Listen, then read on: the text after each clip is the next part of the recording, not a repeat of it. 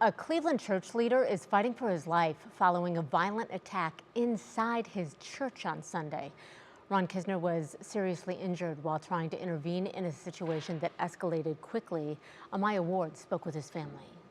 And when I viewed Ron lying down, I could only see his legs, so I was terrified as to what had happened. That's the scene inside Greater Abyssinia Church Sunday after services had ended and members were still inside. Cleveland police say officers were called to East 105th Street around 4 p.m. and found 77-year-old Ron Kisner seriously injured. Family members provided photos from the hospital, but we have blurred them because his injuries were severe. Police say Kisner had noticed a situation developing outside involving a man and a woman and stepped in from the doorway. And in the process, the guy, I guess, got inflamed.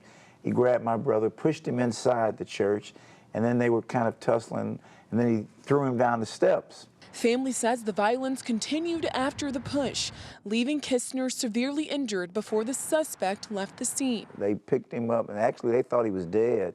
Kisner, who leads the church's deacon board, is now hospitalized with serious injuries, including facial fractures that will require surgery. And that's going to probably be a 6-week recovery once they can get him stable. They can't do anything till he's stable. Loved ones say stepping in to help is part of who he is. He's always been a helping kind of guy, even when we were small. Police say a 33-year-old man was arrested at a home nearby shortly after the attack. He's always running around greeting folk, and I can imagine when he saw this woman in potential distress, he wanted to find out what was going on. For those who know Kisner, the focus now is on his recovery. It's a time for us to pray mightily for him because he's not out of danger. He's a kidney transplant, and he's 77 years old.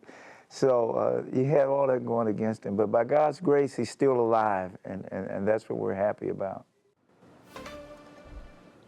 We're still waiting to hear exactly what the suspect is being charged with. Kisner's family says he has been able to communicate with them through writing, but say he has a long road to recovery. And they also say they're going to remain hopeful as he continues to fight in the hospital tonight. Christy. Everybody doing so, no doubt about it. Thank you so much. Appreciate it, Amaya.